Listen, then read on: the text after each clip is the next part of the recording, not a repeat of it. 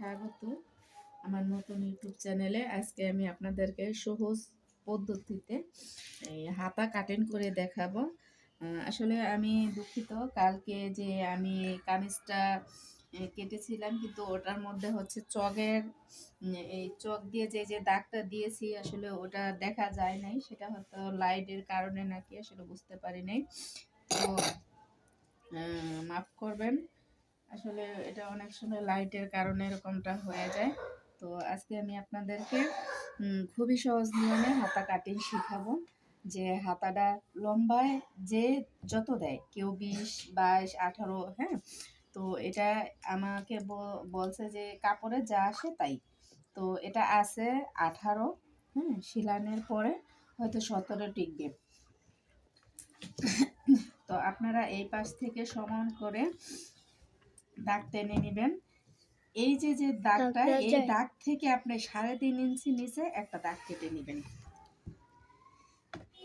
এই 3.5 ইঞ্চি দাগ কেটে নেওয়ার পরে আপনার এই হাতার আরমোলটা যা হবে সেই অনুযায়ী এটার আরমোল হবে 8.5 ইঞ্চি। তো এখানে আমি একটা 7-এর মধ্যে দাগ দিয়ে নিলাম। আর এই যে এখানে হচ্ছে হাতার মোহরি হবে 10, তাহলে এখানে আমি 5 নিলাম। আর সেলাইয়ের জন্য অ্যালাউন্স 1 ইঞ্চি বাড়তি নিলাম। তো এই যে দেখেন, এখন এইখান থেকে এই দাগ থেকে এভাবে সোজা একটু দাগ টেনে নেবেন।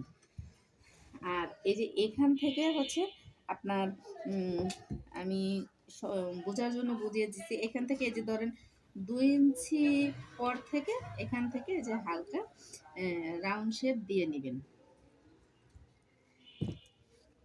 আর রাউন্ড শেপ দিয়ে নেবেন। এই যে দেখেন, এখন এই যে মাপার পরে এই যে জিনিসটা আরমোলটা হচ্ছে 8 থাকবে।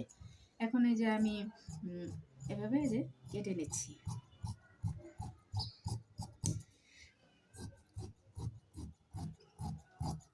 তো আসলে আমি এখন এই কাজে নতুন, যদি ভুল ত্রুটি হয়ে থাকে ক্ষমার দৃষ্টিতে দেখবেন। আর আপনাদের যদি বুঝতে সমস্যা হয় আমাকে কমেন্টস করবেন, আমি বুঝিয়ে দিব। হ্যাঁ, তো এটা এখানে একটু দাগ কেটে নেবেন। তারপরে আপনার এখানে একটু তালপাট কাটতে হবে।